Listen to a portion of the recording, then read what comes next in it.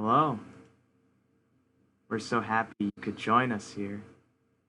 It's nice here. We have friends, food, and horses.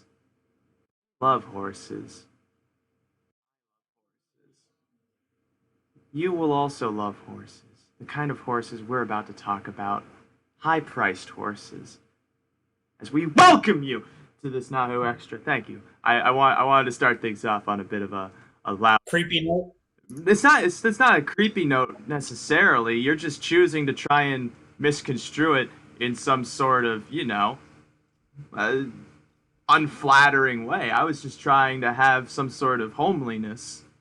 And no, don't say homo-ness. I know that's where you're. Here we go.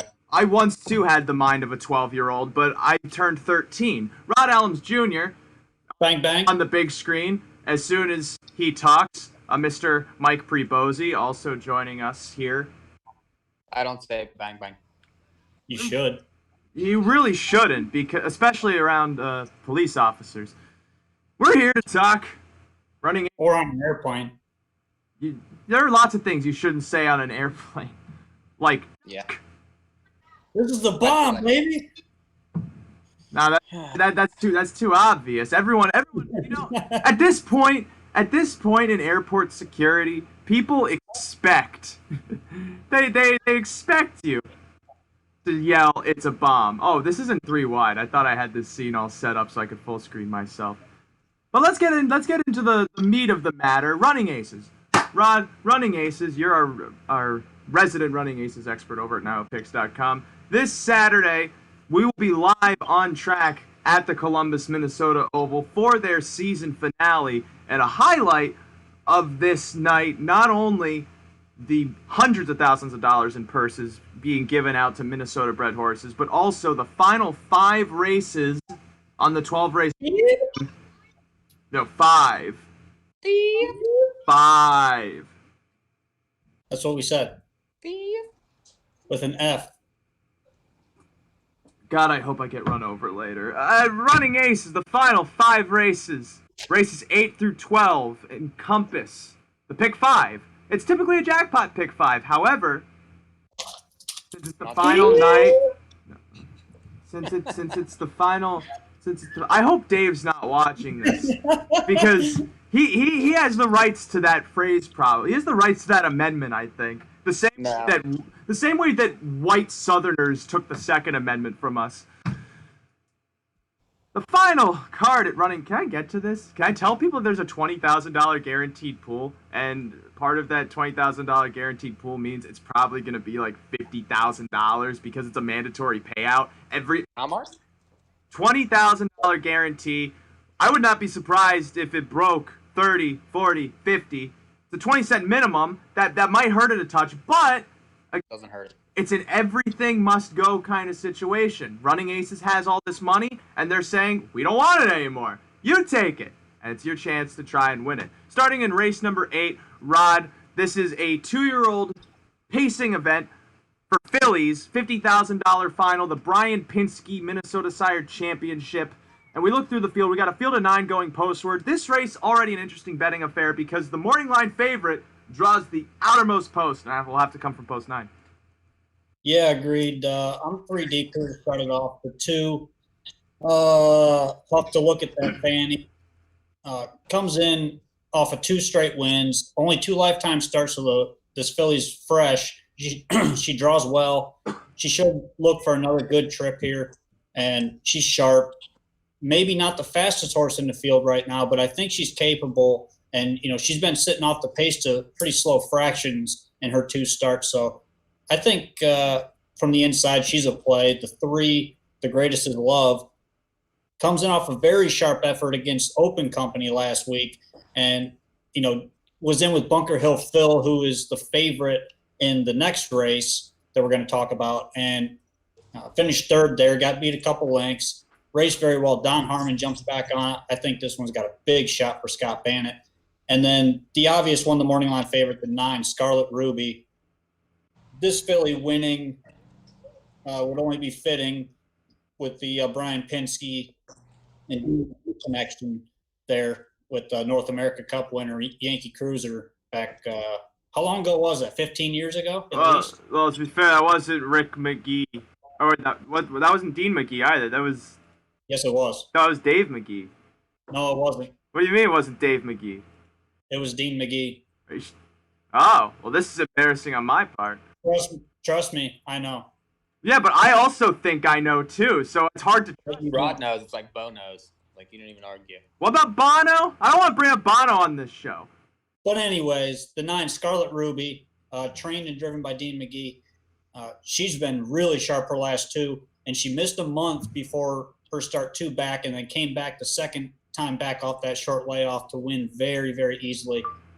If she can repeat that effort, even from post 9, I think she's going to be very tough to beat in here. So I'm 2-3-9.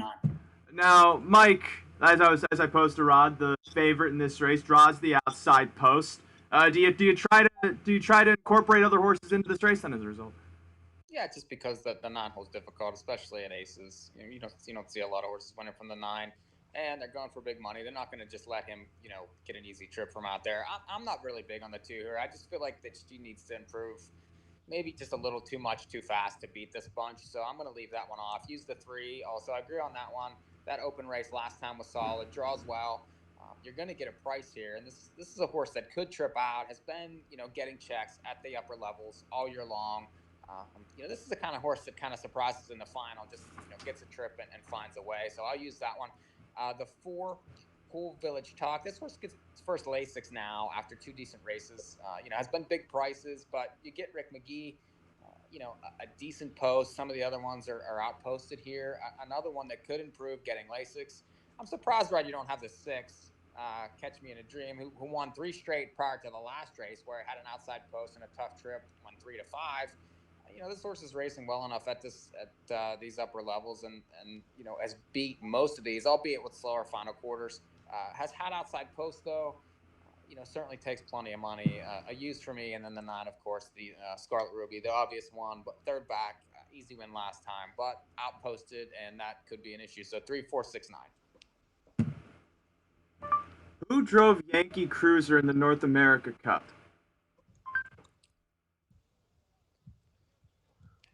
Dean McGee. Oh no. Is that who it was?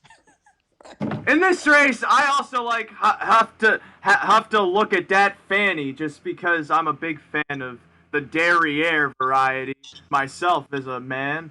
But Great. of course, I feel like that's an important thing. I love name plays. That's the best angle ever.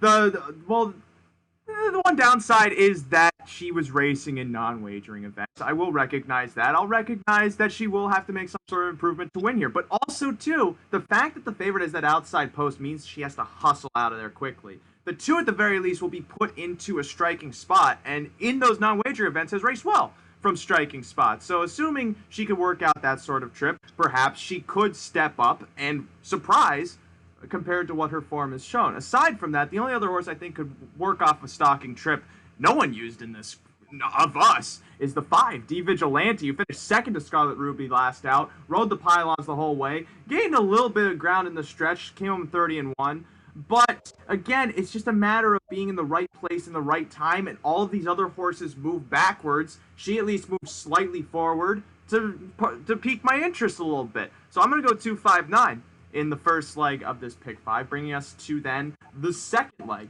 Second leg of this pick 5, race number 9, a $50,000 final for 2-year-old Peyton Colts and Geldings, Minnesota Sire Championship, of course, the What a Terror. Rod, how do you not single Bunker Hill Phil? I'm going to try to beat him here. He's been razor sharp. He's won 3 straight. Last week he did it the hard way, come first over. He was following cover, then had to go 3 wide once that cover clipped. And he was in a cheap race there. But I'm going to take the horse that he hasn't raced against for 3 weeks now, All Right Frankie, who I think is coming into a better race. Justin Anderson trains for Rick McGee, and this one has early speed. I think he's going to use it. He got an easy first quarter down at Humboldt last week, which was a fair in Iowa, and just didn't want to sit in the back, basically. He moved him first over. He had a very, very tough trip there. I think that's good coming into this race. Good learning experience for him. and he's going to be going early because there's not a ton of early speed here. So I expect him to be on the front or the 2-hole and try to control this race early. So I'm going 3-5. All right, so since Rod answered this question correctly, Mike, I pose it to you. How do you not single Bunker Hill Phil? I do. I think that's the right answer. That's the right answer. And there's not much to say. I mean, he's the best horse. He's supposed to win unless he breaks. He's fine. He wins. It's nice when at least 2 out of 3 of us are in agreement, because that means we can tear the 1/3 that's incorrect to shreds. But we'll do that later on. 10th race is the 4-year-old and up pacing final for mares. $40,000 purse, field of 9 going postward. And Rod, to the inside, Squeeze Me definitely has a class edge, but in no way is a cinch. Oh, absolutely not. I mean, you're correct there. She's got the class edge recently, but she's only made $81,000 in her life. It's not like she's a $500,000 winner here. But she does fit here well. This is a very soft group for these 8 mares, and the inside post is going to help her stay pretty close. She just has to avoid getting shuffled and definitely avoid being first over, because she does need a trip and is very, very trip dependent. So I'll use her. I'll use the 4 placing first. Was a bit sharper prior to last week, but she plays here because Rick McGee chose this one over the 5 Peekaboo Tattoo, who I'm also going to use. That's in very, very good form. But another one, she's going to be pace dependent, so she needs some things to be happening in front of her. And if they don't, I think it benefits a horse like the 6 Place at the Beach, who I'm going to throw on with a decent draw here, better than the last 2 starts. Comes in off a second and a win last time. And we know she's definitely fast enough to beat these when she's right. And she's got her confidence back now. I think she's ready to go. And she's going to be sharp for this race. And then I'll also throw on the 8 Moonshine and Monkeys. Tough post, obviously, but she can flash some speed when she wants to. And, she's made $25,000 this year. She fits well against these types of mares. And most of these are cheaper than what she's been racing against recently. So I'll use her as a long shot play and hope that she gets there at a big price. So I'm 2, 4, 5, 6, and 8. All right, Mike. Rod takes half the field. What do you think about that? I agree with 4 of them, and that's the 4 I'm using. The 2's obvious off the class drop, and that August 27th win for numbers of 3,000 last 4. Likely big favorite in the race. Do like the 4 also. Has been racing at similar levels. Has beat that horse in the past, and it's a little bit lightly raced, but 9 wins this year out of 16 races. You really can't fault horses like that have that high win percentage. The 5 is racing extremely well. 3 straight really big races from off the pace, and Wild gets a driver switch. Then you're going to get a better price on that one. And then the 6 Place at the Beach. That's a horse that beat this horse on the front last time. 2 back from the 7-hole, had to launch from way back and just missed. I think all of those horses can win. All of them must use for me. 2, 4, 5, 6.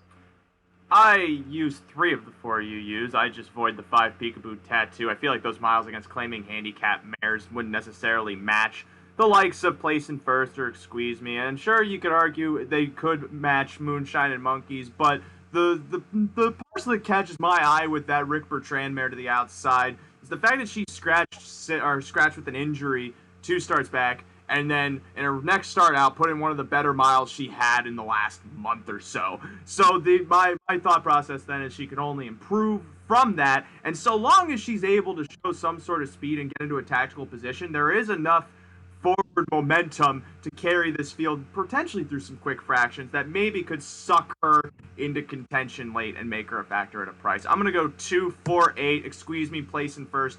Fairly obvious on class angles. Brings us then to the 4th leg, the Restless Yankee, which I posed this question for Bunker Hill Phil. Rod, this is your chance of redemption. How do you not single Stucky, though? Oh, no, absolutely not. You have to use 2 horses here. The one, what you're staring at. Last week he chased in a track record mile, 150-1, and he almost got there. He was coming late at Real Gorgeous in that track record mile. He doesn't win a lot, but he's got the inside, he's got early speed, and he's going to be sitting the 2-hole right behind Stucky Dote, who is the other horse that you have to play here. Between those two, it's going to be a toss-up late. If what you're staring at gets that 2-hole trip like I think he's gonna, and he's being stucky-doed enough early on, I think he can go by late for 1-7. Yes, but Mike, like you can even look back in racing history. Artificial beat somewhere in 46-4, but to me that just seems like the mile from what you're staring at has more flair to it than it does actual evidence that he could beat Stucky Dote. But he's been chasing Real Gorgeous, who's probably the sharpest horse on the racetrack right now, despite it not being at the absolute top level. That's the best horse at the track right now. He's chased him twice in a row. This, you could argue, is a little easier than that. So, he's a use for me also. You have to use him. And then the 7 is extremely obvious with his class, with his speed, with the fact that he loves to win. He's 8 for 25 this year. He won 8 times last year. Pretty much lays over them class-wise. I'm 1-7 also. I'm not convinced with what you're staring at. That horse can beat me, especially if I know how people bet. This horse will probably be the favorite, not Stucky Dote. I disagree. I don't get how that horse could not be the favorite. Just judging off people bet speed heinously in this sport, and what you're staring at has a post edge on Stucky Dote. Also, it only makes sense to me that the one's probably going to be the favorite in that race. We'll see. We'll move on then to the final leg, race number 12, the Goody Two Socks Aged Pacing Consolation. I have another single in here. We'll see if Rod also has this single. How can you single anybody in this race? Because I don't like most of this field. There's only one horse I really like. Oh my God. Well, I'm 4 deep here. The one Swagasaurus Rex for Longo has been very sharp recently against 10 claimers. He usually comes from off the pace, but he can show some serious early speed when he draws inside, and he draws the rail here. I think you're going to see that early speed come to fruition with a field that really doesn't have any gate speed, so he's going to be going early. The 2, My Skills Pay the Bills, raced well last week and the week before. The week prior, he was 4 or 5 wide. We talked about that on the show last week. And he just missed last time. He was just not in the right spot again. Maybe he gets in the right spot here. Much better draw. He's just got to try to avoid being first over. The 4, Dream Chasing. He usually chases, but he's got 11 wins. He did well on Night of Champions last year. I think he's got a shot. And if he can work out the right trip, I think Rick McGee can get him home. And then the 5, Giggle Monster, comes off a nice second-place finish in 53 and change. That was against much cheaper, though. But he is capable. The only issue I have is that he's 0 for the year. So it's kind of a tough spot for me to go too crazy on a horse like him. So I'm 1, 2, 4, 5 to close it. Rod almost nailed it. He has the right horse, but Mike, I still think that's too open. And I'm 4 deep also. The one, like Rod said, he's racing much better, and he's actually been climbing up the ladder here. These last 2 races are probably his best been all year. I think that horse is a must-use in the race. Get off those last 2, especially whenever he was terrible in the middle of the season. The 2 is very obvious off those last 2 rallies. A much better post now. Should be able to sit in 1 punch, but the problem is his sit in 1 punch tends to come up short at short prices. I'm not going to let him beat me especially for a decent ticket, but he's just okay for me. The 4, Dream Chasing is a use for me also. I agree with Rod on that. Faced I'm an Athlete last time. Real Gorgeous, 3 starts in a row prior to that. So none of those types in here. Definite use off of those lines. And then the 7, Too Much Too Quick. Has won 2 straight, albeit got disqualified out of 1, but I like his sharpness in the race. He fits from sitting and stalking. A lot of those trip matters to these horses. He's sharp enough for me to use him. 1, 2, 4, 7. There's only one horse I really feel using in this race. It's the 5, Giggle Monster. Sure, Rod, you said that he was second to Cheaper last out, but the horse he was second to is 2, The Limit, who, if we remember, races predominantly in the open ranks, the higher end conditions on this track. That itself gives this horse a bit more of an edge over some of these other ones racing in the winners of 2, non-winners of 4, claiming races. And Swagasaurus Rex is coming in off of decent miles against 10,000 claimers, but at the same time, he's always rolling too late in the race. Sure, he can show speed, but he only showed it on that one occasion 3 starts ago, which kind of puts me in a weird position about supporting him. At the very least, Giggle Monster tends to get off the gate and sit towards the center of the pack, try and make a move outside, and whether he has enough first over, he'll challenge. But ultimately, he needs a bit more luck to go his way. He tried a first over move to the far turn last out and almost got a head up onto the limit in that bottom level race. But this time around, against similar competition, perhaps he might be able to work out a bit more of a beneficial trip, which is why I feel Giggle Monster is the only horse really worth using. So my ticket then goes as follows. For 20 cents, for 20 cents, I'm 259 with 3, with 248, with 7, with 5. That is a total of $1.80 for 20 cents. Mike, your ticket. My ticket's 3, 4, 6, 9 with the 3, with the 2, 4, 5, 6, with the 1, 7, with the 1, 2, 4, 7. It's 1920. And Rod. Here's the winning ticket. 239 with 3, 5 with 2, 4, 5, 6, 8 with 1, 7 with 1, 2, 4, 5. It's $48 for 20 cents. Bang, bang. That's a ton of money to spend. If only I had it. That's a lot. I have to go buy a burrito because I am starving and have to be on the road. That does it for this extra. We'll see you live at Running Aces Casino, Racetrack, and soon-to-be Hotel Saturday, September 14th. Rod, when's first post? 6 p.m. Central, 7 Eastern. We will be there. Well, there's also a non-betting race earlier at. Yeah. We don't need the semantics. Darren will be with us. Well, Darren will be with us. Kencher Penning will be with us. Yeah. And after that, next Thursday, a week from today, Little Brown Jug will be there. Bang, bang. Yep. Yes, and to get through this week, I have to go pick up the company prescription of Adderall. So I've been Ray Catolo. Here's a picture of me when I was a little boy wakeboarding. Isn't that adorable? No. We'll see you at Running Aces on Saturday. Thank you.